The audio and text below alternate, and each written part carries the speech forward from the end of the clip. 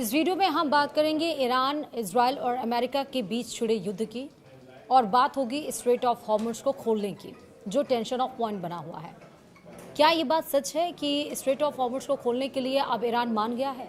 तो फिर अमेरिका से समझौते का ये 14 पॉइंट वाला डॉक्यूमेंट क्या आया है सामने, उसका जिक्र इस वीडियो में है। नमस्कार, आप देख रहे हैं न्यूज़ 18 का डिजिटल प्लेटफॉर्म। मैं हूं आपके साथ श्रुति श्रीवास्तव। ईरान की मेहर न्यूज़ एजेंसी ने अमेरिका ईरान समझौते के ड्राफ्ट का खुलासा किया है। रिपोर्ट के मुताबिक डील में 14 अहम पॉइंट्स हैं, जिनमें तुरंत युद्ध खत्म करने, हॉर्मुज़ स्ट्रेट खोलने, तेल प्रतिबंध हटाने, 24 अरब डॉलर का फंड रिलीज करने और ईरान के परमाणु हथियार नहीं बनाने की प्रतिबद्धता शामिल है। हालांकि दोनों देशों ने अभी इसकी आधिकारिक पुष्टि नहीं की है। विस्तार से समझिए। अमेरिका और ईरान के बीच प्रस्तावित शांति समझौते की शर्तों का खुलासा हुआ है। ईरान की अर्ध सरकारी मेहर न्यूज़ एजेंसी के मुताबिक समझौते के ड्राफ्ट में कुल 14 अहम पॉइंट्स शामिल हैं। सबसे पहले सभी मोर्चों पर युद्ध को तुरंत और स्थायी रूप से खत्म करने की बात कही गई है। इसमें लेबनान में चल रहा संघर्ष भी शामिल है। समझौते में यह भी प्रस्ताव है कि हॉर्मुज़ स्ट्रेट को 30 दिनों के भीतर फिर से खोला जाएगा। हालांकि इसका संचालन ईरान की निगरानी में होगा।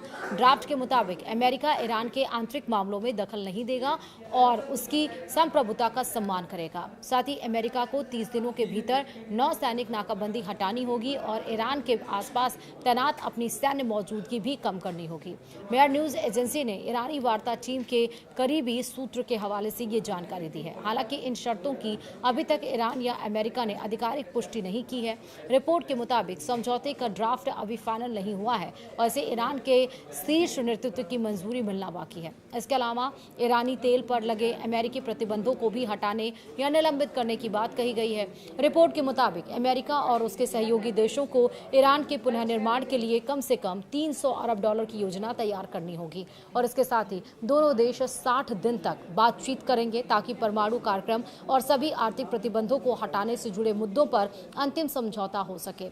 मौसदे में ईरान ने फिर से यह वादा किया है कि वह परमाणु हथियार नहीं बनाएगा। बदले में अमेरिका बातचीत के दरमियान क्षेत्र में अपनी सैन्य ताकत नहीं बढ़ाएगा और ईरान पर कोई नया प्रतिबंध भी नहीं लगाएगा। वहीं समझौते के तहत ईरान के 24 अरब डॉलर का फ्रीज फंड रिलीज करने का भी प्रस्ताव है। साथ ही समझौते के पालन की निगरानी के लिए एक विशेष तंत्र बनाया जाएगा।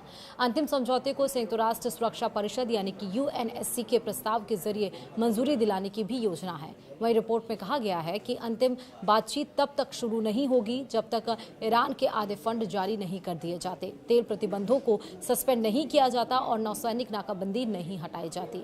एक अहम बात यह है कि इस मसौदे में ईरान के मिसाइल कार्यक्रम और क्षेत्रीय सशस्त्र संगठनों को उसके समर्थन के मुद्दों को बातचीत से पूरी तरह से बाहर रखा गया है। दूसरी ओर इजराइल ने पहले ही साफ कर दिया है कि वह लेबनान के दक्षिणी हिस्से में अपना सैन्य अभियान जारी रखेगा, जबकि अप्रैल में हुआ युद्ध विराम लगभग बेअसर हो चुका है। कई रिपोर्ट्स में यह कहा गया है कि अमेरिका और ईरान के बीच संभावित समझौते की सफलता काफी हद तक लेबनान की स्थिति पर भी निर्भर करेगी। वहीं हिजबुल्लाह लगातार मांग कर रहा है कि इजरायली सेना लेबनान से पूरी तरह से वापस जाए।